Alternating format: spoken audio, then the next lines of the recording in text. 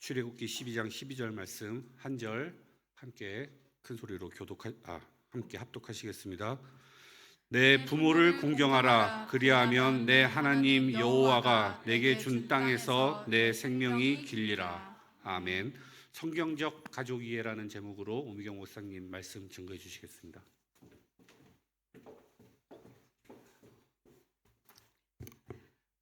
잘 계셨습니까? 오클랜드를 잘 지키셨습니까? 반갑습니다. 우리 신앙 고백드립니다. 주는 그리스도시요 살아계신 하나님의 아들이십니다. 우리 옆에 분들하고 인사합시다. 사랑합니다. 한 번 더 합시다. 가족이라 사랑합니다. 아멘입니다. 여러분, 우리는 주 안에서 함께 공동체입니다. 공동체 안에서 함께 하나님 앞에 부름받은 가족인 줄 믿습니다. 선교대회 잘 마치고 왔습니다. 한 가지 딱 단어가 남았어요. 가슴에. 선교대회를 쭉 마치고 나서 딱 한 가지 단어가 딱 남은 게 뭐였냐면 선교였습니다. 선교. 올해 현장에서 사역을 하신 선교사님들, 40년, 50년 선교하신 선교사님들이 나오셔서 주로 이제 강의를 하시고 간증하듯이 말씀하셨는데 성공한 간증이 아니었어요. 40년, 50년 현장에서 사역을 하시는데 성공한 간증이 아니라 그냥 하나님 앞에 자기 중심을 어떻게 드렸는지 그 간증을 하시는데 너무 은혜가 되고, 그래, 내가 선교사로 부름받았지. 자꾸만 나도 모르게 물량주의 또는 부흥해야 하는, 여기에 내가 이렇게 시달리는 저를 봤어요. 근데 그 선교사님들이, 어떤 선교사님은 아랍권을 선교하시는데 10년 동안 그 현장에서 사역을 하시다가 제자 한 명 딱 남기고 왔대요. 근데 추방됐어요. 10년 하다가. 근데 지금 한국에 아랍권, 모슬렘권 사람들이 많이 들어와요. 이제 이분들을 중심으로 여기서 사역을 하고 계시는 거예요. 그러면서 그 집에 있는 것도 훔쳐가고 여러 일들이 일어난다고. 근데 이 아랍권에 대한 하나님께서 자기에게 주신 마음에 심령의 은혜에 대한 감사를 하더라고요. 대단한 무슨 이렇게 10명 이상을 앉혀놓고 이렇게 메시지를 해본 적이 없대요. 왜냐하면 모일 수 없으니까, 아랍권에서는. 근데 이제 한국에서도 잘 안 모이는 거지. 장소도 많지도 않고. 그런데 어쨌든 본인의 사역을 그렇게 생각하시더라고요. 한국에 와 있는 아랍권 사람들을 놓고 한국인들이 굉장히 싫어한대요. 밀어낸대요. 테러리스트, 무슬림 하면 테러리스트, 이렇게 생각을 한대. 이런 시선을 바꾸는 일에 자기가 역할을 했으면 좋겠다고 이렇게 간증을 하시는 선교사님들 간증을 들으면서 참 나와 다르다, 시각이. 나와 다르다. 제가 정말 많이 회개하는 시간이었습니다. 정말로 하나님 앞에 은혜 받고 돌아왔습니다. 지난주 우리 전도사님을 통해서 메시지 주신 거 저도 들었습니다. 우리 전도사님 메시지 잘하죠? 그죠? 메시지 참 잘하십니다. 앞으로 여러분들께서 계속해서 힘을 주시고 자주 세웠으면 좋겠다라는 생각이 들었습니다. 되게 은혜되는 시간이었습니다. 오늘 무슨 날이에요, 여러분? 오늘 무슨 날이에요? 이 뉴질랜드에서 아니야, 이 딸들이 잊어버리면 안 된다. 오늘 마더스데이라고 하죠. 5월 둘째 주, 그죠?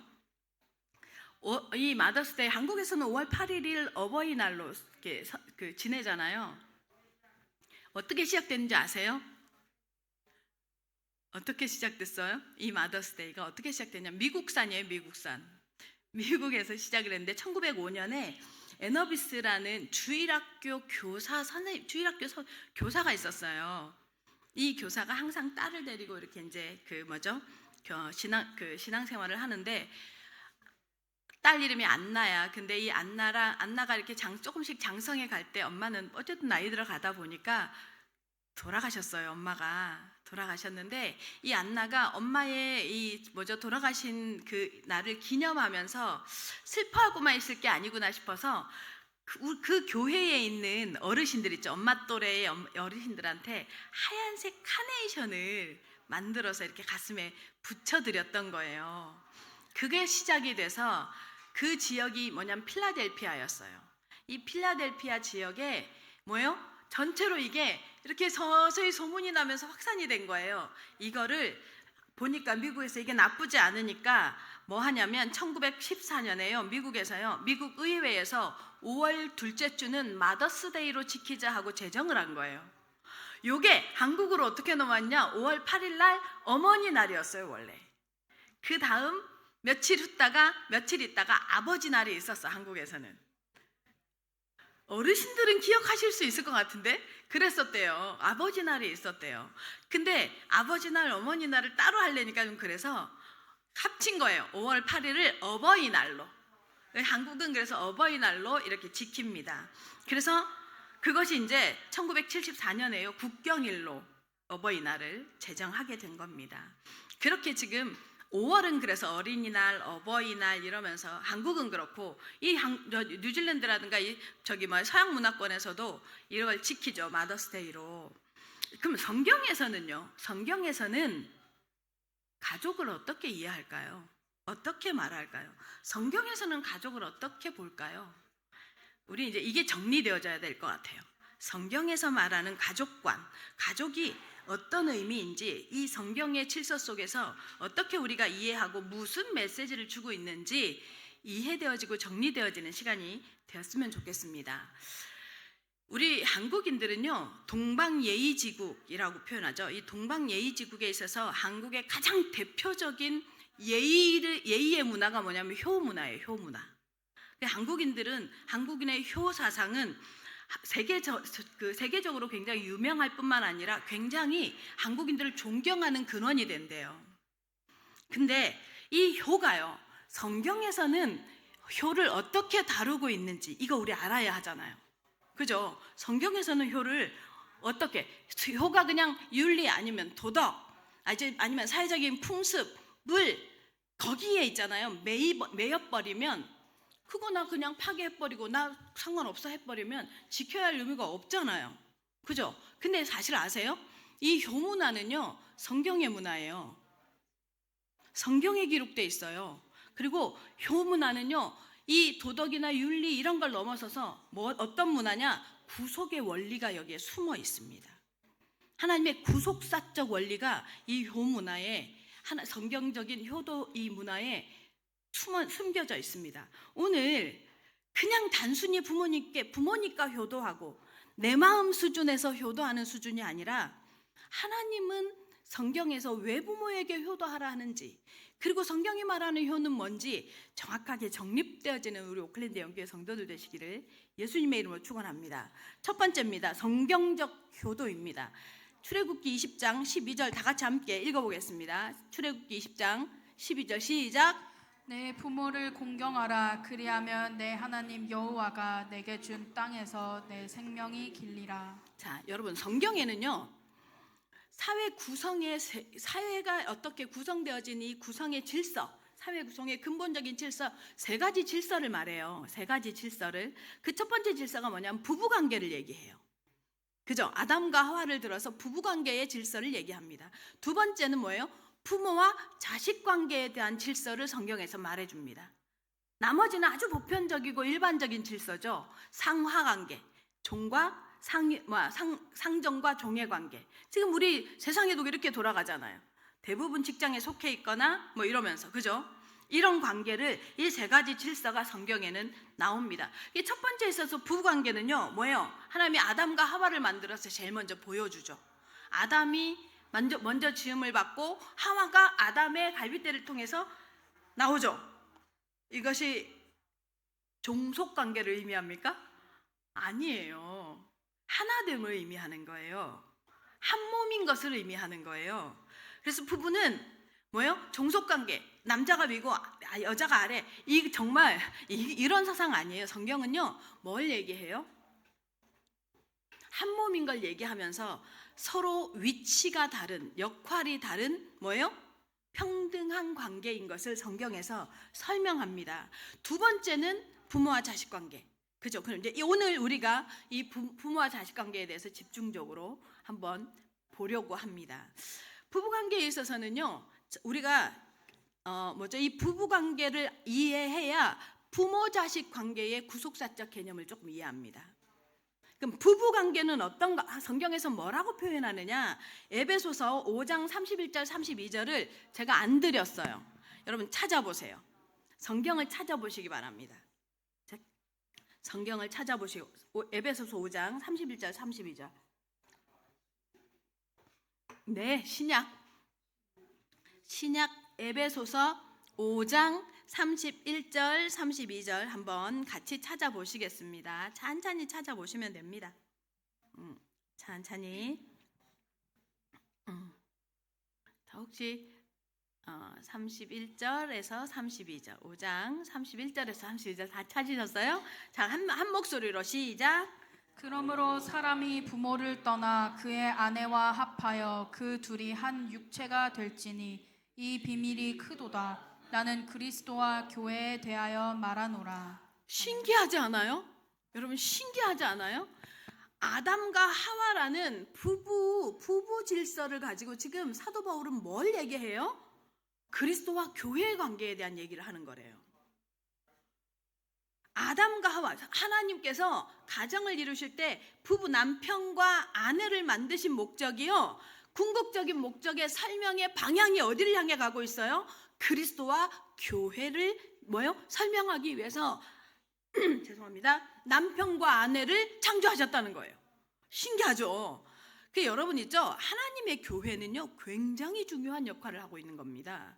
하나님의 보시기에 하나님의 교회는 성전 교회 말고 여러분 자신요 하나님 앞에 신부인 것을 잊지 마시기 바랍니다. 사도 바울이요 지금 그 얘기를 하고 있는 거예요. 신부와 신부 아담과 하와라는 부부 관계를 통해서 교회와 그리스도라는 관계, 다시 말하면 교회와 그리스도의 관계는 부부 관계예요. 그래서 하나님께서 뭐라고 해요? 구약의 그 많은 이스라엘 백성들에게 계속 얘기하잖아요. 가늠하는 여인 같다고, 우상 숭배한다고. 무슨 말이에요? 교회가 하나님께 집중하지 않을 때 하나님께서 계속 그 얘기를 했던 거거든요. 그런데 자, 이 관계를 딱 염두에 두고 이제 부모 자식 관계로 한번 넘어가 봅시다. 부모 자식 관계가요, 부모와 자식 관계에서도 이 하나님의 구속사적 교회와 그리스도와의 관계의 시선으로 보지 않잖아요. 윤리나 도덕 또는 풍습, 사람의 시선에서 준하는 그런 그 시선 외에는요 못 넘어가요. 그런 수준에서는요 그런 수준으로 진단을 하죠. 의무 없어요. 사회가 분위기가 달라지면 효의 의무가 없어지는 것처럼 돼버려요. 근데 성경은 그렇지 않아요. 성경은요 교회에 대해서 분명히 말씀하십니다. 그래서 예수 믿는 사람은요 효도하는 게 정상입니다. 그러면 그게 뭐냐? 어떻게 하는 효냐? 어떤 게 효도냐? 성경에서 효도에 대해서 말하는 데가 어디 있을까요? 오늘 본문, 그죠? 오늘 본문. 그 다음에 신명기에서도 말해요. 신명기에서도 얘기를 하는데 오늘 본문을 네 부모를 공경하라. 뭐라고요? 그리하면 내 하나님 여호와가 내게 준 땅에서 네 생명이 길리라. 한번 물어볼까요? 효도하라는 얘기를 국가에서 법으로 제정을 해. 그 사회가 건강한 사회일까요? 문제가 있는 사회일까요? 문제가 있는 사회. 그러니까 자연스럽게 유발되어지는 효가 아니라 국가에서 제정을 해. 지금은 어떤 시대예요? 지금은 아세요? 이 나라는 제가 제도를 잘 모르니까 한국은 그러잖아요. 아파트 분양받을 때 부모님 모시고 살면 어떻게 돼요? 가산점이 붙어요. 모르죠? 가산점이 붙어요. 어떤 회사에서는요 어르신 부모님하고 같이 살잖아요. 그러면 인센티브가 붙어요. 특히 싱가포르 같은 나라에서는 더더욱 그래요. 그게 아주 법제화되어 있어요. 그죠? 그리고 또 뭐가 있어요? 어르신을 모시고 부모님을 모시고 살면 세금도 면제되어져요. 이게 법적으로 이렇게 제정이 되고 있는 거예요. 요즘 사회가 건강한 사회예요? 문제가 부모가 안 살려고 하거든. 그래서 어른들도 이제 부모랑 같이 사는 거 싫어해. 아이들이랑 자녀들이랑 같이 사는 거 힘들어요. 자녀들 눈치 보는 거 싫대. 피해 주는 거 싫대. 근데 여러분 십계명에서 지금 이 십계명을 누가 어디서 받아요? 누가 받아요? 모세가 받아요. 이게 어디에 기록돼 있어요? 지금 이 십계명의 내용이 어디에 기록돼 있어요? 네, 출애굽기. 출애굽기 그 시대에 뭐예요? 부모에게 효도해야 할 얘기를 명시해요, 계명으로. 이 말은 무슨 말이에요? 그 당시에 이미 뭐예요? 불효가 만연되어져 있었던 거예요. 그 당시에 이미 불효가 진행되고 만연되어져 있는 사회였던 거예요. 요즘 사회만이 아니에요. 창세기 3장의 문제를 지난 모든 인간에게는 사실 가능성이 없다라는 증명이에요. 십계명이 어때요? 두 가지로 구분돼요. 1에서 4계명은 누구에 대한 계명이에요? 하나님께 대한 계명이에요. 그리고 5에서부터 10계명은 10가지의 계명은 뭐예요? 대사람을 향한 계명이죠.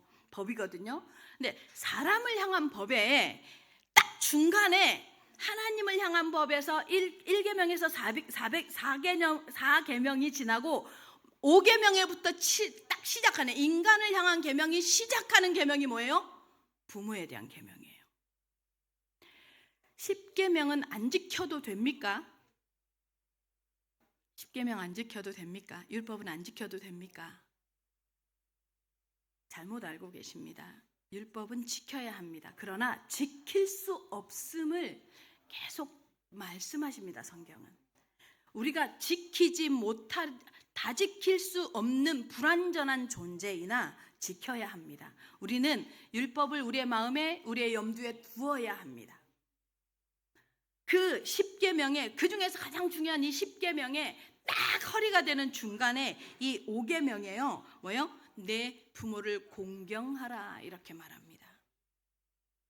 자, 그리하면 하나님, 네 하나님 여호와가, 이렇게 말해요. 자, 여러분 주목해 보세요. 출애굽기 20장, 이것도 안 보냈어요. 찾으셔야 합니다. 출애굽기 20장 12절에서 17절. 출애굽기 20장 12절에서 17절. 한번 찾아보세요.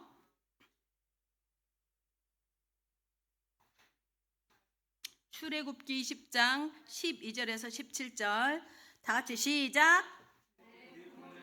하라. 그리하면 내 하나님 여호와가 내게 준 땅에서 내 생명이 길리라. 살인하지 말라, 간음하지 말라, 도둑질하지 말라, 내 이웃에 대하여 거짓 증거하지 말라, 내 이웃의 집을 탐내지 말라, 내 이웃의 아내나 그의 남종이나 그의 여종이나 그의 소나 그의 낙이나 무릇 내 이웃의 소유를 탐내지 말라. 아멘. 자, 5계명 이후 10계명까지가 나오죠. 10번째 계명까지가 나오죠. 자, 이 계명에서 특징이 하나 있어요. 살인하지 말라. 뭐라고?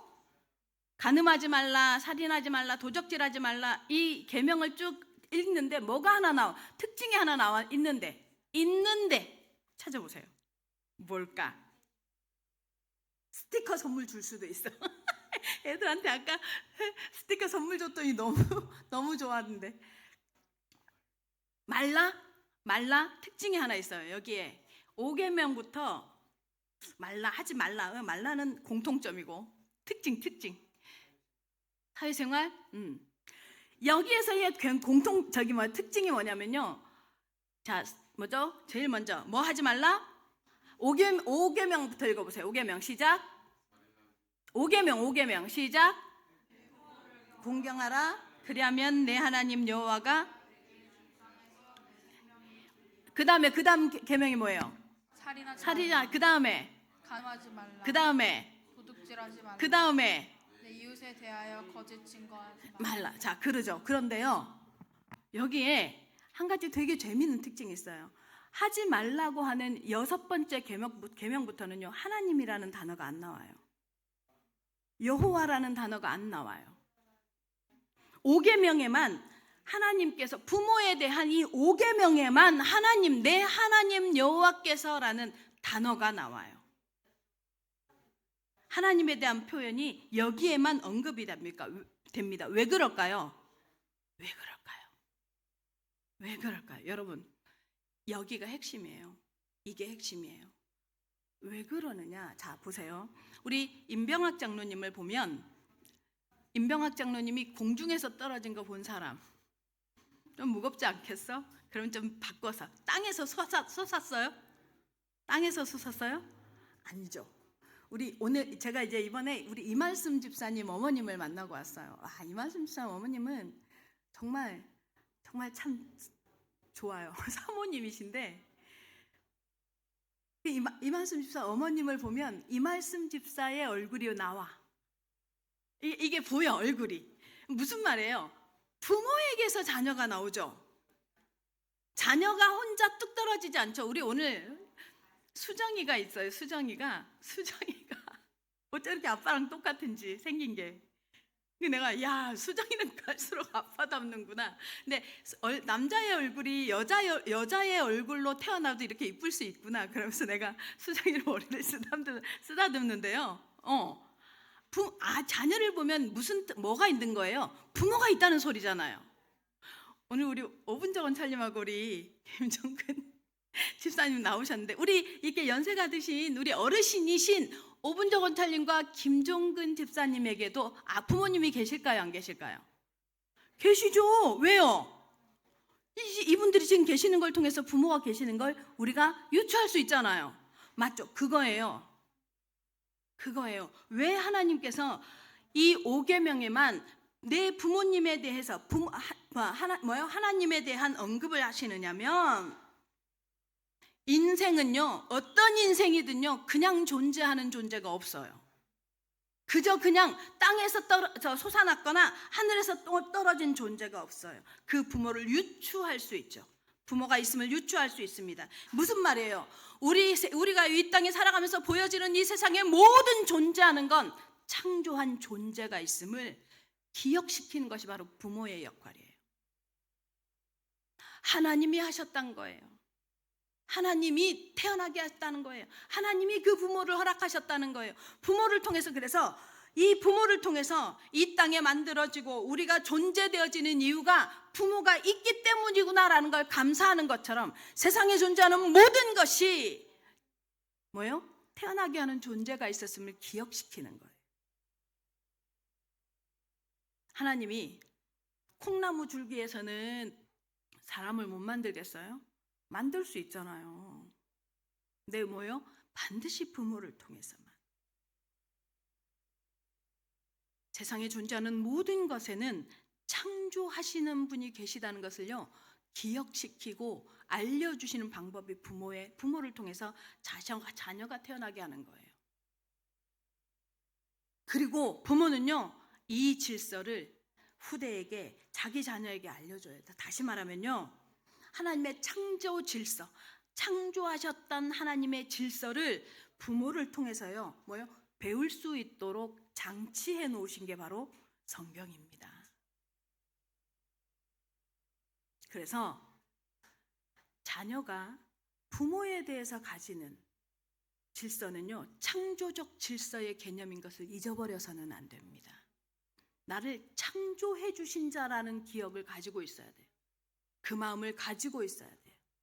그 부모가 내가 세상에 존재하게 하신 분이라는 사실을 기억해야 합니다. 그것이 성경에서 하나님께서요, 5계명에서만 하나님의 이름을 언급하면서 우리에게요, 지키기를 요구하셨던 이유입니다. 오클랜드 예원교회 성도 여러분, 이 창조 질서를 놓치지 마시기를 예수님의 이름으로 축원합니다. 얼마나 어마어마한 질서예요. 그러니까 부모와 자식과의 관계는요, 얼마나 어마어마한 관계예요. 생명을 서로 주고받은 관계잖아요. 하나님과 우리의 관계는 어떤 관계예요? 생명이 하나님으로부터 온 관계잖아요. 하나님께서 창조하셨다는 말에는 공감하면서, 하나님이 창조하셨다라는 말에는, 나를 창조하셨다라는 말에는 자부심을 가지면서, 부모가 나를 창조시켜 주신 거에 대해서는 기억도 잊어버리고 마는 우리의 모습이 있습니다. 오클랜드 영계 성도 여러분, 부모가 존재했기 때문에 우리가 존재함을 믿으시기 바랍니다. 그래서 우리의 교회 출발은 어디여야 하느냐? 창조적 개념이어야 합니다. 그래서 골로새서 3장 20절에 사도 바울이요, 성령에 취해서 성령의 감동으로 말합니다. 뭐라고 말하느냐? 골로새서 3장 20절 다 같이 시작. 자녀들아 모든 일에 부모에게 순종하라. 이는 주 안에서 기쁘게 하는 것이니라. 여기에서 핵심 단어가 뭘 것 같아요? 물어보면 시험 들 것 같으니까 제가 대답할게요. 모든 일에요. 모든 일에. 모든 일에가 핵심입니다. 왜 골로새서 성도들에게 사도 바울이 얘기한 줄 알아요? 골로새서는요, 골로새는 어떤 지역이냐면 혼혈도시예요. 혼혈도시. 이 뉴질랜드처럼 이민자들을 받아들였던 혼혈도시였어요. 혼혈도시 하면 뭐예요? 생각되어지는 거 있죠. 인종, 다민족, 많은 그 민족 이런 게 막 섞이는 지역이었어요. 골로새서는. 그러니 어떤 그 유대인들의 그 유일신 사상을 중심으로 한 단일 민족 사상 있죠. 그것이 많이 희석돼요. 골로새에 있는 유대인들은. 그러니까 끈끈함 뭐 이런 거 있잖아요. 연대감 이런 것들이 되게 부족해져 있던 상황이었어요. 그랬을 때 그러면서 이 유대인들에게 여기에서 신앙생활 이렇게 이제 골로새에서 살아가면서 골로새에서 태어나고 골로새에서 이렇게 자라난 그 문화 속에 있었던 후대들한테는 어떤 증상이 있었냐면 유대인들이 원래 가지고 있었던 신앙적 관점이나 문화가 많이 희석되는 거예요. 더불어서 어떤 영향까지 받냐면 유대인에게서 하나님을 향한 유일신, 절대성, 유일신을 향한 절대적 신앙이요 계속 희석되는 거예요. 그리고 그 희석을 부채질하는 요소들이 일어나는데 그 중에 뭐가 있었냐면 이들이요 골로새에 있는 그 그리스도인들이 어떤 거에 영향을 받냐면 영지주의 사상에 영향을 받아요. 영지주의가 뭐예요? 영적인 것만 같이 있으니까 육신적인 건 아무렇게나 해도 된다는 거예요. 무의미하다는 거예요. 그 영향을 받는 거야. 그러면서 뭐예요? 그래서 이런 영지주의 사상에서 끝이 뭐냐면 방탕, 쾌락 이것을 추구하게 되거든요. 근데 골로새에 있는 그리스도인들이 그런 사상에 영향을 받았던 거예요. 여기에 사도 바울이 말하는 거예요. 사도 바울이 뭐예요? 이 영지주의적 영향, 그런 기독교적 사상을 통해서 골로새에 있는 성도들에게 어떤 증상이 나오냐면 육신적인 것이 무익하다고 생각하니까 부모에 대해서도 함부로 해요. 영적인 것을 추구한다고 하면서 육신적인 부모를 공경한다든가 어쨌든 이 육신적인 삶에 대해서 함부로 한단 말이에요. 그러니까 여기에서 사도 바울이 말하는 거예요. 하나님을 신앙하는 것. 다시 말하면 부모와 자식 관계의 창조적인 질서를 다시 잡는 거예요. 모든 일에 부모에게 순종하라는 거예요. 모든 일에. 어떤 것은 하고 어떤 것은 안 해도 되고 이런 게 아니라 모든 일에. 자, 그런데 이 얘기를 하면 저도 그렇지만 부모와의 관계 속에서 상처를 제일 많이 받잖아요. 그죠? 어떤 사람은 술주정뱅이 아버지. 근데 자기만 술만 먹으면 먹고 그냥 그치면 좋겠는데 술만 먹고 들어오면 아내를 패네. 자식들 앞에서. 또 끊임없이 불륜을 저지른 아버지, 어머니. 와, 요즘 세상은 정말 여자들도 이게요 너무 그래서 가정이 많이 깨지잖아요. 이런 부모를 경험한 자녀들은요 하나님을 만난데 하나님을 아버지라고 표현하는 일에 있어서 하나님을 영적 부모라고 표현하는 일에 있어서 자꾸 걸림돌이 되는 거예요. 그러니까 질문한단 말이에요. 자꾸만 어머니를 정말 죽이고 싶대요. 아버지를. 어머니가 피를 흘려야만 엄마가 그냥 맞는 수준이 아니라 때려서 어머니가 어디 한 군데서 다 피가 나야만 아버지가 그친대요. 그래놓고 그 다음날 또 그렇게 잘한다네. 그러니까 죽이고 싶대요. 죽이고 싶어서 집을 뛰쳐나오는 거라. 이런 부모를 어떻게 사랑하냐고요. 어떻게 순종하냐고요. 이런 고백을 하시는 분들이 있습니다. 저도 현장에서 사역을 하면서 이런 분들요 많이 만났었어요. 그래서 하나님을 아버지라고 표현하는 걸 되게 싫어하더라고요. 이런 사람들은 너무 상처가 크니까. 그런데 목회자인 저는 원론적인 대답을 할 수밖에 없는 거죠. 분명한 사실은 모든 일에 순종해야 되는 거죠. 왜냐하면 여러분, 납득이 되든 안 되든, 왜냐하면 옳고 그름의 행실 때문에가 아니라 부모의 위치 때문에요. 부모가 가지고 있는 위치와 나에게 생명을 준 창조적 역할 때문에요. 때문에 부모의 모든 것에 순종해야 된다고 말하는 겁니다. 오늘 우리가 읽은 부모를 공경하라라는 이 공경이라는 단어가 히브리 말로 카베드라고 하거든요. 이게 뭘 의미하느냐면 한국 의미로 여러 의미가 있지만 한국말로 하면 중요하게 여기다라는 뜻이 있어요. 다시 말하면 부모를 공경하라 이 말은요, 부모를 비중 있게 생각하란 말이에요. 부모가 나에게 하는 말, 부모가 나에게 전달해 주는 거, 부모의 삶이 내 삶에 비중 있게. 근데요, 신약에서 보면 예수님이 뭐 해요? 십자가상에서 마리아를 자기 어머니 마리아를 누구에게 맡겨요? 요한에게 맡기죠. 요한에게 맡기면서 교회의 탄생을 선언하잖아요. 그죠? 교회의 탄생을 선언하면서 뭐예요? 이제 교회 공동체 속에서는 누구요? 혈육 간의 부모 형제뿐만 아니라 공동체의 그리스도의 피로 나누어진 피로 하나 된 공동체는 서로 지체가 되는 거예요. 그래서 우리 교회 내의 어르신들을 부모님처럼 공경하고 존경하고 비중 있게 여기는 삶이 되어지는 것이 굉장히 중요하다고 성경은 말합니다. 성경은요, 그 효에 대해서 창조적 기준을 가지고 부모님 앞에 순종하고 공경하라고 말합니다. 이것이 성경적 효도관입니다. 우리가 납득이 되든 안 되든 실행하고 존중하기를 예수님의 이름으로 축원합니다. 두 번째입니다. 성경적 자녀관입니다. 성경적 자녀관 시편 127편 다시 127편 3절 한번 다 같이 읽겠습니다. 시작. 보라, 자식들은 여호와의 기업이요 태의 열매는 그의 상급이로다. 아멘. 성경적 부모관. 여러분, 부모도 배워야 합니다. 이거는 학벌에 관한 얘기가 아니에요. 학교 가서 배워야 한다는 얘기가 아니에요. 뭐예요? 하나님이 자녀를 어떻게 보고 있는지를 배워야 한다는 거예요. 하나님께서는 우리에게 주신 자녀를 어떻게 보고 있는지 뭐라고 말해요? 하나님이 주신 기업이라고 말합니다. 하나님이 우리에게 그러니까 무슨 말이에요? 내 새끼, 내 자녀가 아니고요, 맡긴 거라고 말합니다. 성경적 자녀관이 형성되어져 있지 못하잖아요. 그러면요, 내 삶을요 자녀에게 투영시켜요.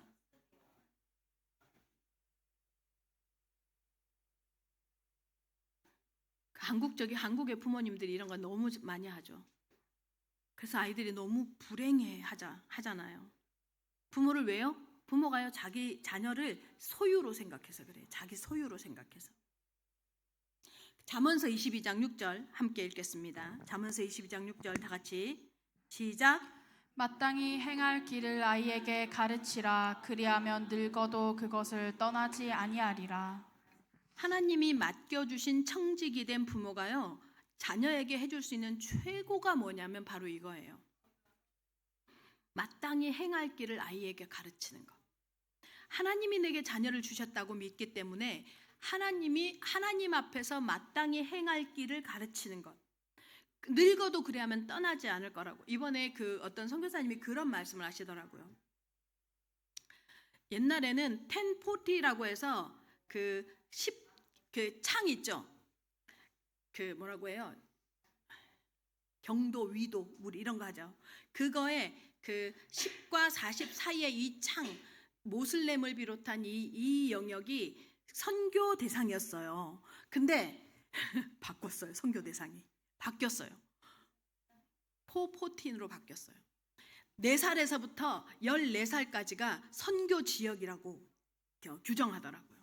다시 말하면 다음 세대에게 복음을 말하지 않으면 이렇게 퍼센테이지가 나오는데 교회에서 4살에서부터 14살 안에 신앙생활을 하고 그 안에서 복음이 들어가잖아요. 신앙이 들어가면 90세까지요. 80% 이상이 교회 안에 정착한대요. 그대로 살아간대요. 예, 어렸을 때 복음을 알게 하고 교회 안에서 자라는 문화가 얼마나 중요한 문화인지 알겠어요. 그죠? 근데 16살 이후가 딱 지나가잖아요. 40% 정도밖에 안 남아요. 20살 이하요? 20살 이상이 되죠? 20%. 와, 제가 그거 보고 놀랐어요. 그래서 타겟이 뭐냐? 4살에서부터 14살까지의 후대들에게 복음 전해야 합니다. 아멘? 아멘입니다. 우리 아기 학교요, 굉장히 중요한 발판인 줄 믿습니다. 4살부터 14살까지. 자, 이들에게 뭘 가르치냔 말이에요. 뭘 하는 게 바른 청지기 역할이냐는. 마땅히 행할 길이 뭔데요? 하나님께서요, 우리 자녀들을요, 세상에 보내시면서요, 각 사람에게 그 사람에게 달란트와 그 사람의 역할해야 할 것들을 주어서 보내요. 그걸 뭐라고 표현하느냐? 성경적으로 은사라고 해요. 은혜와 사명. 하나님이 주신 달란트와 사명을 은사라고 합니다. 그것을 주어서 보내는데, 부모의 역할은 뭔 역할이냐면, 이 아이들이 이 세상에서 그 역할을 잘 찾아서 그 하나님께서 보내셨던 그 일을 감당하도록 양육하는 것. 그것이 성공하는 삶입니다. 그 자녀가 성공하는 삶이 되도록 돕는 것입니다. 그래서 최고의 성공은 뭐냐면, 하나님이 각자에게 허락하신 길을 발견하고 그 위에 서 있는 것입니다. 후대들이. 오클랜드 예언교회 성도 여러분, 여러분의 성공의 기준이 바뀌시기 바랍니다. 그래야만 그 자녀가요, 행복합니다. 돈을 많이 버는 것이 행복한 게 아니라 뭘 많이 가진 게 행복한 게 아니라, 하나님이 나에게 주신 것을 발견해서 그 안에서 그 위에 서 있는 것, 그것이 참 행복한 것입니다. 에베소서 6장 1절에는 이렇게 말합니다. 자녀들아, 주 안에서 너희 부모에게 순종하라. 그리하면 옳으니라. 여기서 이 옳으니라는 말이 뭐냐면요, 창조할 때에 하나님의 원래 주셨던 창조적 가치관을 얘기하는 거예요. 그러니까 부모의 자녀들이 주 안에서 부모에게 순종하도록 가르치는 최고의 방법이 뭐냐면요, 하나님께서 주셨던 창세기 1장 27절, 무슨 말이에요? 신분 권세를 회복하는 거예요. 신분 권세를, 다시 말하면 하나님의 형상을 회복시켜 주는 거예요. 하나님께서 인간에게 원래 주셨던 형상, 그것을 회복시키는 거예요. 그것이 옳다라는 의미입니다. 이 하나님께서 우리에게 원래 주셨던 이 형상이 언제요? 창세기 3장 때문에 무너졌잖아요. 그죠? 이 무너졌던 증상의 가장 피해자가 누구예요? 창세기 3장으로 인해서 분명히 하나님의 형상으로 창조한 하나님의 사람들이 하나님의 형상이 무너지면서 가장 큰 피해자가 누군지 아세요? 부모예요. 부모. 자녀가 부모를 거역하죠. 아담이 하나님을 거역했던 것처럼 가인이 뭐예요? 아담을 거역해서 누구를 죽여요? 자녀를 죽이잖아요. 그래서요, 부모와 자식 관계에 있어서 가장 아픈 상처가 뭐예요? 자녀가요, 부모를 거역하는 거잖아요. 그게 그 증상으로 나오는 거예요. 창세기 3장의 증상이에요.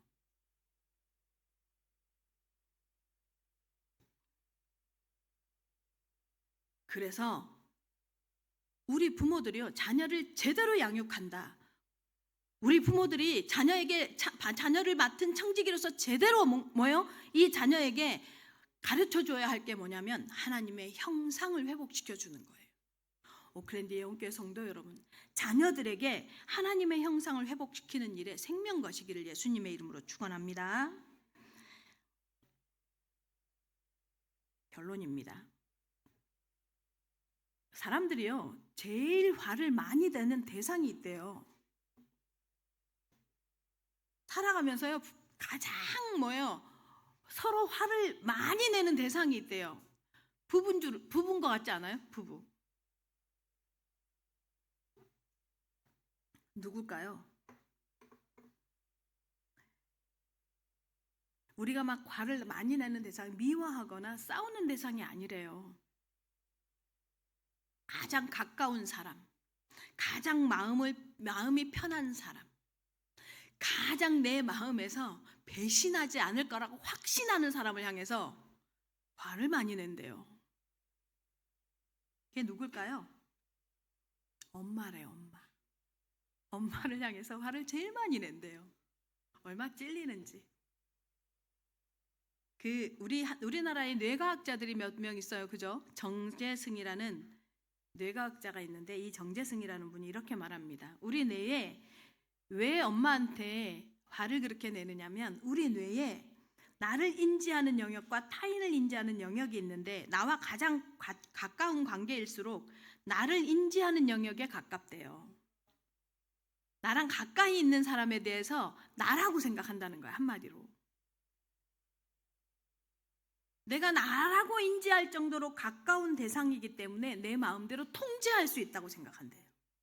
그래서요, 자녀들이 부모에게 제일 많이 화를 낸대요. 왜냐하면 내 마음인데, 나랑 가장 가까운데, 내 마음을 알 것 같은데, 알아야 하는데 내 마음을 모르는 것 같아. 그럼 막 불같이, 통제가 불가능해지거나 그러면 막 불같이 화를 낸다네요.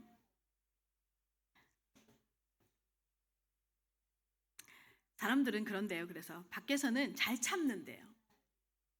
예의를 갖춘대. 그 예의를 갖추는 사람일수록 멀다는 소리예요. 예의를 갖춘대.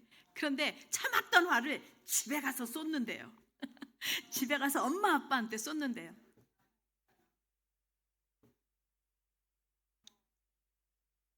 오클랜드 영교회 성도 여러분, 오늘 성경적 가족 이해입니다. 교가 뭔지, 그리고 자녀를 어떻게 생각해야 하는지, 어떻게 무엇을 가르쳐줘야 하는지 우리가 알게 됐습니다. 기억하십시오. 가장 가까운 대상일수록 사랑해야 합니다. 그리고 말 조심해야 합니다. 자녀는 부모에게, 남편은 아내에게, 아내는 남편에게